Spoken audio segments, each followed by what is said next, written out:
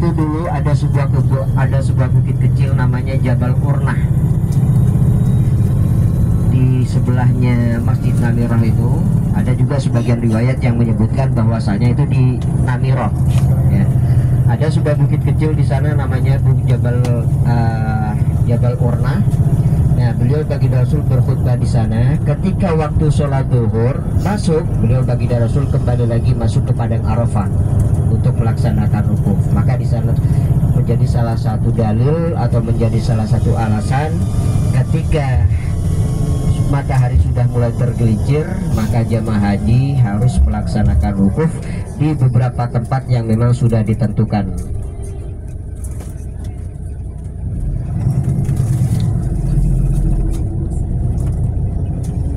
Selamat tinggal Arafah. Maka Bapak Ibu, ketika berada beliau baginda Rasul itu melaksanakan haji, terus tiba-tiba ada ayat turun terakhir kalinya. Apa ayatnya? Al-yauma akmaltu lakum dinakum wa atmamtu alaikum nikmati wa raditu lakumul Islam madinah. Ini adalah merupakan ayat terakhir turun terakhir kalinya turun kepada beliau baginda Rasul. Terbukti beberapa bulan setelah itu beliau baginda Rasul sudah wafat atau meninggal. 3 bulan setelah melaksanakan haji. Makanya beliau baginda Rasul melaksanakan haji bisa dikatakan haji wada atau haji yang terakhir kalinya. Ya. Terus ketika itu beliau baginda Rasul menaiki onta. Nah, saat ayat ini turun, tiba-tiba ontanya jadi ambruk, ibu bapak, ya, jadi lumpuh. Kenapa? Karena tidak kuat atau tidak mampu menahan kandungan ayat yang diturunkan oleh Allah Subhanahu wa taala yang berbunyi ayat tadi yang sudah saya bacakan. Ya, terbukti ini beberapa para sahabat berpendapat bahwasanya itu adalah merupakan ayat yang beliau baginda Rasul melaksanakan haji untuk terakhir kalinya, tapi tidak diterima.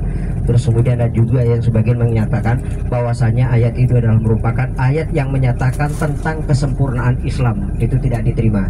Tetapi tafsir yang diterima oleh beberapa para sahabat dan juga ulama adalah penafsiran atau takwilnya dari Abdullah bin Abbas, Sayyidina Abdullah bin Abbas, yang menyatakan ini adalah merupakan ayat bahwasanya Rasulullah sebentar lagi akan wafat atau meninggal. Ya, terbukti 3 bulan setelah itu ibu bapak, beliau baginda Rasul sudah menghadap Allah Subhanahu wa taala dengan adanya ayat yang turun tersebut, ya. Terus kemudian maka di saat itu juga beliau baginda Rasul sudah meninggal atau wafat, ya, 3 bulan setelah ayat ini turun atau setelah beliau baginda Rasul melaksanakan haji. Ya. Baik Bapak Ibu, untuk selanjutnya kita akan menuju ke Musdalifah. Di sana nanti insya Allah kita akan melintasi sebuah masjid kecil di mana beliau baginda Rasul melaksanakan sholat maghrib dan isya. Ya, terus ketika berada di kawasan Arafah tadi, beliau baginda Rasul beserta beberapa para sahabat dan juga para jamaah haji setiap tahunnya melaksanakan sholat zuhur dan asar itu di jamak takdim dan juga di qashar. Ya, di sana. Jadi waktu sholat zuhur masuk, terus kemudian jamaah haji melaksanakan sholat zuhur plus dilanjut dengan sholat asar. Setelah itu untuk melaksanakan kegiatan-kegiatan ibadah. Maka jamaah haji itu berbagai macam kegiatan. Ada yang berzikir, ada yang membaca Al-Quran, ada yang juga memperbanyak talbiyah, labbaik Allahumma labbaik dan lain sebagainya. Terus kemudian ada juga sambil lalu memperbanyak istighfar dan lain sebagainya. Seperti yang saya sampaikan bahwasanya itu adalah merupakan tempat yang mustajabah, adalah waktu yang sangat diistimewakan oleh Allah Subhanahu wa taala yang berbeda di waktu-waktu yang lain. Karena itu memang dispesialkan, yang dikhususkan oleh Allah Subhanahu wa taala bagi hambanya atau umatnya beliau baginda Rasulullah Shallallahu alaihi wasallam. Perhatikan Bapak Ibu, di sebelah kanan ada jalan berwarna-warni, lihat ya. Ini adalah merupakan khusus bagi para pejalan kaki. Jadi jemaah haji jalan kaki ibu bapak. Salah satu melintasi kawasan ini. Nah ini. Jadi bayangkan ibu bapak berapa kilo itu perjalanan dari Arafah ke Musdalifah, kurang lebih sekitar 14 kilo. 14 kilo itu jalan kaki. Percuma kalau naik bis juga, macet total. Dan kalaupun ada yang naik bis itu harus muter. Ya, harus muter ke jalanan yang memang sepi, tapi memang itu memakan waktu yang lumayan begitu panjang. Jadi jamaah haji salah satunya adalah jalan kaki. Nah, salah satunya juga ada di sebelah kanan di depan. Di depan ada lagi insya Allah. Kalau ini aspal ini Ini adalah khusus bagi pengendara. Nah, salah satunya juga ini di sebelah kanan. Ini. Nah, ya jalan kaki. Jadi seperti itu Ibu Bapak. Bayangkan kalau jamaah haji yang sepuh-sepuh umpamanya seperti Abar, jalan yang begitu luas, tetapi masih belum juga mampu menampung di antara sekian jutaan umat dalam melaksanakan ibadah haji. Apalagi tahun ini Ibu Bapak, batas visa itu tidak dibatasi oleh pemerintah Arab Saudi. Bahkan pemerintah Arab Saudi secara khusus itu untuk visa haji saja. Tetapi para jamaah yang namanya antusias dan juga semangatnya luar biasa, tidak peduli dengan visa apapun, yang penting bisa melaksanakan ibadah haji. Jadi seperti itu Bapak, bayangkan itu dari Padang Arafah tadi tempat yang kita datangi, terus kemudian sampai ke Musdalifah. Tidak hanya di Musdalifah, dilanjut ke Mina. Di Mina itu kurang lebih kalau ditotal secara keseluruhan itu kurang lebih sekitar 36 kilo. Harus dilaksanakan malam itu juga sampai pagi hari subuh. Jadi seperti itu. Jadi pertama wukuf, terus kemudian mabit di Musdalifah, berangkat dari mana? Dari Arafah itu maghrib. Ya, maghrib jalan kaki sampai di Musdalifah kurang lebih sekitar 2 jam. Nah, 2 jam jalan kaki. Nah, di Musdalifah kalau misalnya jam 8 sampai tiba umpamanya, maka harus menunggu sampai jam 12 malam. Apa kegiatannya? Di sana bermabit. Sambil lalu para jemaah haji itu memilih batu kerikil. Untuk persiapan apa? Untuk persiapan jumroh atau melempar. Jadi Mina. Maka jemaah haji, alhamdulillah jemaah haji Indonesia termasuk salah satu jemaah haji yang konsisten dan istiqomah, tetap mengikuti aturan-aturan yang berlaku dalam pelaksanaan ibadah haji. Bayangkan Bapak Ibu, kalau jemaah luar negeri, khususnya orang-orang India umpamanya, itu kalau misalnya tidak ada batu, mereka sedapatnya. Kalau ada sendal dilemparkan. Kalau misalnya ada roti yang dilemparkan. Yang dijadikan salah satu jumroh. Salah satu untuk melempar jumroh. Tapi kalau jemaah haji Indonesia alhamdulillah tetap konsisten memilih batu kerikil. Perhatikan tembok yang ada di sebelah kanan. Lihat ya. Ini tembok adalah merupakan di temboknya. Ini namanya dikenal dengan tembok Zubaidah namanya. Ya, apa ini fungsinya? Di dalamnya terdapat saluran atau irigasi pipa air yang menghubungkan ke Padang Arafah. Dulu sebelum menggunakan alat seperti sekarang, canggih seperti sekarang, dulu menggunakan alat manual. Di sini ya salah satunya.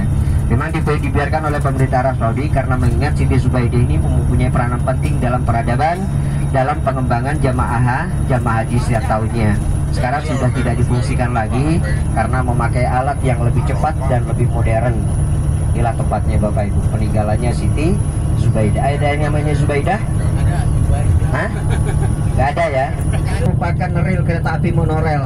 Ya, jamaah haji ada yang jalan kaki, ada yang pakai bis, ada juga yang pakai kereta api monorel. Harganya kurang lebih sekitar 300 rial, berlaku malam itu juga.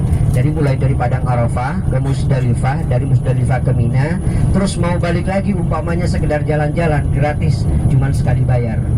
Dan seperti itu Ibu Bapak, berlaku malam itu juga ya. Nah, stasiunnya berada di sebelah kiri kita di depan. Maka kalau selesai melaksanakan wukuf, untuk melanjutkan ke Musdalifah, maka berhentinya atau turunnya di sebelah kiri. Perhatikan juga papan berwarna ungu di sebelah kanan. Ini papannya. Nah, kita sudah berada di kawasan Musdalifah. Ini kita sudah berada di kawasan Musdalifah. Maka disinilah Bapak Ibu berkumpul juga para jamaah haji melaksanakan mabit atau beristirahat. Tidak hanya di sini, tapi di belakang bukit juga. Di belakang bukit ini, itu termasuk dari kawasan Musdalifah. Nah, kita akan melintasi masjid yang ada di sebelah kanan kita di depan, yang diabadikan oleh Allah Ta'ala. Jika di dalam Al-Quran, nanti kita bersama-sama melihat, melintasi ya. Kelihatan menaranya? Kelihatan ya? Indal Masy'aril Haram. Maka yang disebut dengan Masjid Masy'aril Haram, inilah tempatnya. Nah, disinilah menurut beberapa riwayat Rasulullah dan beberapa para sahabat melaksanakan mabit atau berdiam di sini sambil sholat maghrib isya di sini, Ibu Bapak. Lihat ya. Nah, inilah tempatnya. Masjid apa? Masy'aril Haram, ada di Al-Quran. Pernah menemui Ibu Bapak? Pernah? Pokoknya giliran ditanya ada saja gitu saja, biar lancar urusan. Ya. Dan di kawasan Musdalifah ini Bu Bapak, di kawasan Musdalifah juga dikenal difasilitasi dengan beberapa kamar mandi. Terus kemudian ada menurut anak dari sebuah riwayat Bapak Ibu, ketika ada sebuah tempat yang dilaknat oleh Allah Subhanahu wa taala, tempatnya berada di antara Musdalifah dan Mina, yaitu disebut dengan Wadi Muhassir namanya. Tempatnya di mana wallahu a'lam, cuman yang disebutkan antara Musdalifah dan Mina. Itu tempat yang dilaknat oleh Allah Subhanahu wa taala atau dikutuk oleh Allah Subhanahu wa taala. Tempat apa? Tempat ketika Abraha beserta bala tentaranya dihancurkan oleh Allah Subhanahu wa taala ketika mau menghancurkan Ka'bah. Terus sebentar lagi kita masuk di kawasan Mina, tempat jamaah haji selesai melaksanakan Musdalifah, mabit di Musdalifah, terus kemudian melaksanakan persiapan jumroh. Itu berada di sebelah kanan ada tenda-tenda yang sangat begitu besar, yang sangat begitu banyak. Nah inilah tenda-tendanya yang ditempati oleh jamaah haji dari berbagai negara. Lihat ya, inilah anti bakar ya, tenda anti bakar, dan juga sudah dilengkapi dengan AC. Terus kalau sudah menjelang haji itu karpetnya digelar, terus ada bantalnya. Terus di sini Bu Bapak satu tenda itu macam-macam isinya. Ada yang isinya sampai 50 orang, bahkan sampai tidak cukup. Ada yang tiduran atau istirahat di depannya, di jalan-jalan. Inilah tendanya Bapak Ibu.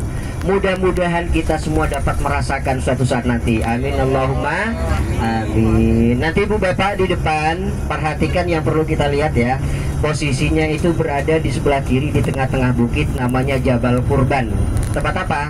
Tempat ketika Nabi Ibrahim diuji oleh Allah Subhanahu wa taala untuk memenggal putranya.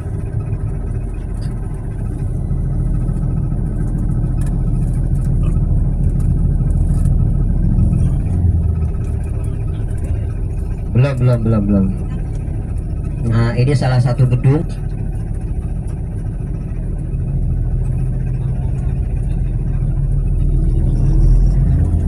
Tenda-tenda buat orang haji.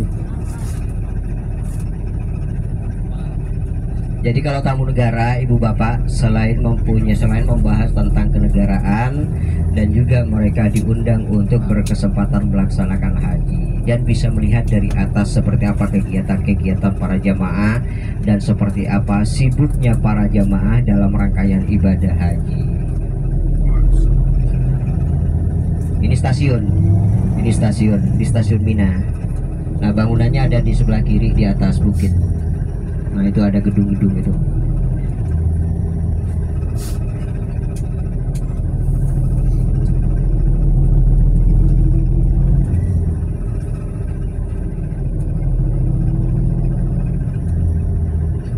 Maka tenda ini Bu Bapak tidak hanya di kawasan ini, tapi di bukit yang ada di sebelah kanan itu, di Indonesia itu selalu berada posisinya di bawah, dekat dengan tempat jamarot, sehingga para jamaah haji Indonesia itu bisa keluar masuk ketika melaksanakan jumroh. Dan nanti insya Allah Ibu Bapak, kita akan melihat tragedi terowongan Mina. Yang tragedi terowongan Mina yang terjadi kurang lebih sekitar tahun 89-an kalau tidak salah ya, yang memakan banyak korban. Pada waktu itu tiba-tiba lampu mati, waktu itu oksigen, kipas angin dan lain sebagainya itu mati blower. Terus kemudian sehingga para jamaah terjadi tabrakan, yang dari luar mau masuk kembali ke tenda, yang dari belakang terowongan tersebut mau keluar, mau menuju ke jamarat juga susah untuk keluarnya karena sudah ditutupi oleh para jamaah yang tidak sabar untuk masuk, sehingga terjadi bentrokan yang sangat begitu dahsyat. Banyak yang memakan korban pada waktu itu. Terus kemudian bahkan ada juga jasadnya itu mengeluarkan aroma wangi ya. Ada juga sebagian jemaah haji yang telanjang baunya busuk. Naudzubillah. Macam-macam pada waktu itu Ibu Bapak ya.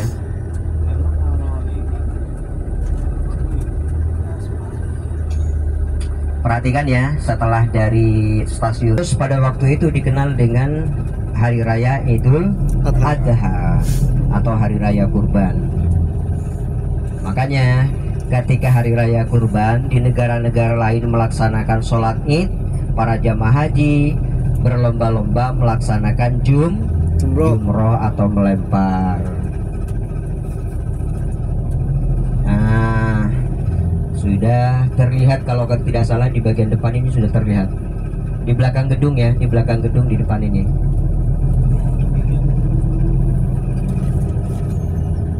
Lihat ya. Lihat? Belum. Belum. Oke. Ah, itu sudah terlihat. Ah, ada tubuh kecil. Lihat ya. Itu sebelah kiri di atas itu. Ya. Itu namanya Jabal Kurban. Lihat ya. Ya. Nah, Jabal Kurban, tempat Nabi Ibrahim diganggu iblis itu. Jabal Kurban. Lihat ya. Di Ya. sana tempatnya. Nah, salah satu juga gedung khusus bagi tamu negara di depan ini sebelahnya tugu tadi, sebelah bangunan tadi. Dan alhamdulillah Bapak Ibu ya, meskipun itu dikhususkan untuk tamu negara, alhamdulillah selama saya berada di sini belum pernah masuk. Jadi tidak tahu apa isinya di dalam. Itulah tempatnya. Ya, coba kelihatan ya. Oke, alhamdulillah. Dan saat ini Ibu Bapak kita akan melihat juga tempat jamarat atau kegiatan jamaah haji melaksanakan jumroh. Nah, nanti bis kita naik terus kemudian belok kanan dan posisi yang baik Ibu Bapak, sebentar lagi kita akan naik ya, terus kemudian paling kiri nanti di depan. Dan di atasnya itu seperti payung warna putih ya, ada atapnya. Nah, kita belok kanan. Nah, kita lihat di sebelah kiri di depan. Lihat ya, di ujung sebelah kiri. Nah, itu. Nah, itulah tempat jamaah haji melaksanakan jumroh. Yang ada tendanya di atas itu yang besar, yang warna putih. Ya. Itu di tengah. Ah, ya. Nah, ini yang Itulah ini. seluruh jamaratnya di sana. Nah, jumrahnya sendiri itu di sebelah kiri. Nah, sebelah kiri yang ada payung putih, seperti payung putih payung besar. Nah, dua ini adalah merupakan akses yang menghubungkan ke tempat jamarat. Terus masjid yang ada di sebelah kiri itu ada menara di belakang, lihat ya. Itu namanya Masjid Al-Khaif. 70 nabi, bukan rasul ya, 70 nabi pernah melaksanakan sholat sunnah di sana. Nah, tragedi terowongan Mina itu di sebelah kanan. Terus kemudian ada angka 2 atau tulisan 2, lihat ya. Di sanalah tempatnya. Pada waktu itu terowongan cuma terdapat 1. Sekarang semenjak kejadian itu terowongan banyak Ibu Bapak, dan masing-masing terowongan itu satu jalur. Terowongan Mina. Jalurnya berlawanan. Jadi kita akan melintasi di tengah-tengah tenda para jamaah haji. Nah, dan nanti kita akan melihat Ibu Bapak secara langsung. Juga kita melewati pelan-pelan ya tempat jamaratnya. Bukan di pusatnya, bukan, tapi di tengah-tengahnya. Nanti insya Allah. Kebetulan juga di sini ada sebuah tempat makan yang terkenal, salah satu ciri khas Arab Saudi atau Timur Tengah, yaitu ayam al-baik. Ya. Ayam al-baik. Tendanya Al-Hijaz di sebelah sini. Di sebelah kanan, dekat. Memang kalau VIP atau travel itu rata-rata dekat Ibu Bapak ya, karena duitnya juga dekat ya, maka tendanya juga dekat. Nah, ini khusus bagi Timur Tengah di atas ini bagi negara-negara Arab biasanya, negara-negara seperti Oman, Dubai yang duitnya lebih tinggi daripada Arab Saudi ya. Tempat jamarat ini salah satu aksesnya di sebelah kanan dan kiri ini, gedung ini. Nah, adapun jamaratnya sendiri itu di paling ujung sebelah kiri. Ada eskalatornya ini. Nah, ini tempatnya. Jadi jemaah haji ada lewat pintu ini, lewat pintu sebelah kanan. Nah, kalau dari bagi depan, terus bagian belakang juga ada pintunya. Nah, itu juga ada pintunya itu. Dan inilah tempatnya Bapak Ibu kegiatan para jemaah haji setiap tahun. Ada juga sebagian di atas itu. Mobil golfnya itu berada di atas. Jadi itulah para bapak dan ibu salah satu kegiatan para jamaah haji.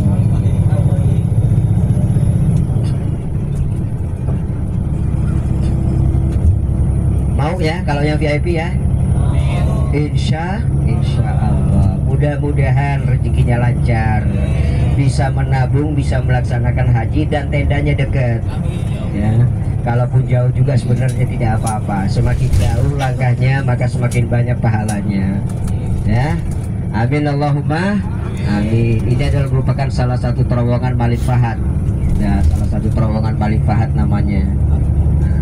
Hampir secara keseluruhan yang ada di kota Mekah, terowongan yang di Arab Saudi, yang terowongan itu paling banyak di kota Mekah, Ibu Bapak, karena memang kota Mekah ini dikelilingi dengan perbukitan, sehingga para pemerintah Arab Saudi menjebol gunung-gunung itu menjadi terowongan, termasuk yang kita lewati sekarang ini.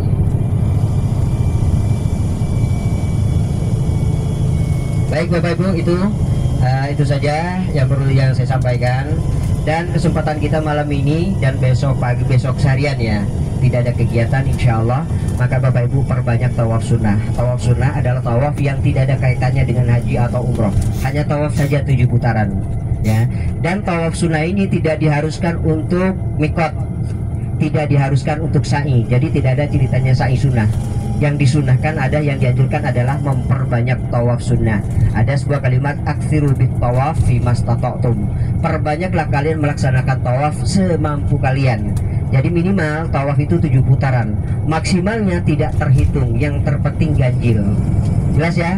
Nah, salah satu belum dilanjutkan, salah satu di sebelah kanan ini adalah merupakan perhotelan yang ditempati oleh jemaah haji Indonesia.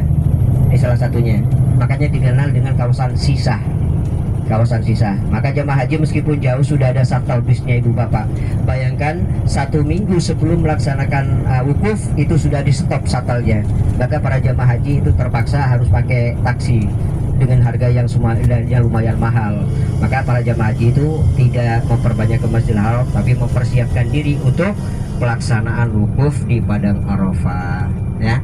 Kembali Ibu Bapak kepada tawaf ya. Tawaf ini kalau tawaf sunnah tidak ada kaitannya dengan haji atau umroh. Kalau haji atau umroh kita diwajibkan mikot ya, kita diwajibkan untuk berpakaian ihram dan terikat dengan larangan-larangan ihram. Kalau tawaf sunnah tidak ya, berangkat dari hotel pakai pakaian ihram untuk bapak-bapak, bisa pakai daleman, itu langsung tawaf saja dan tidak diharuskan membuka bahu sebelah kanan.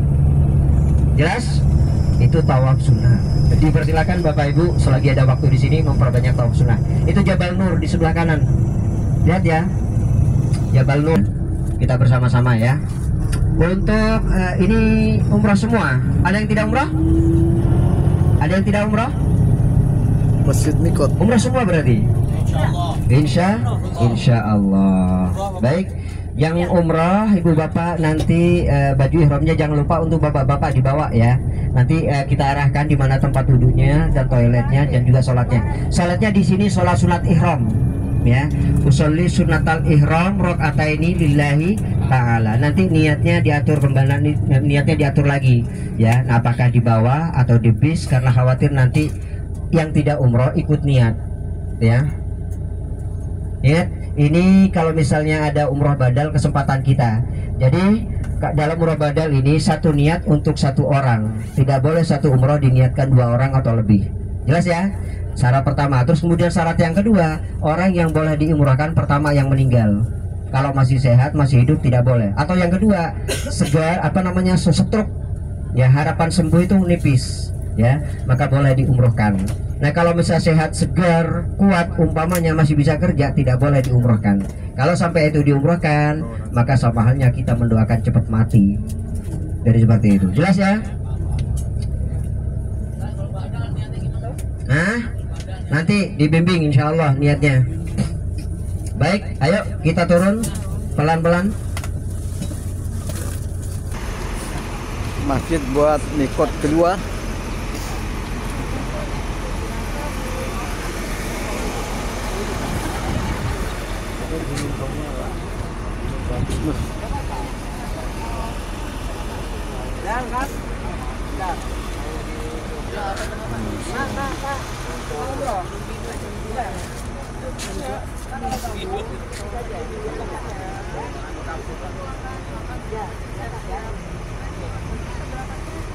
Bisa ditanam.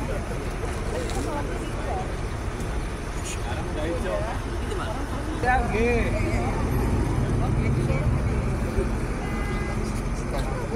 Ojo na siya, Mbak.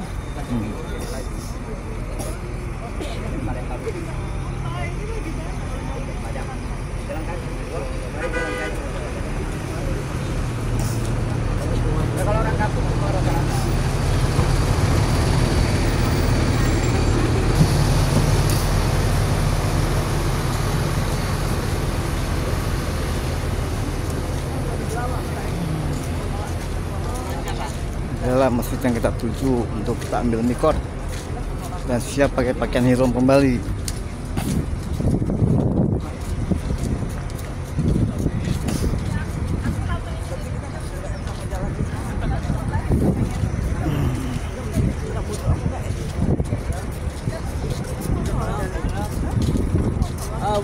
Welcome.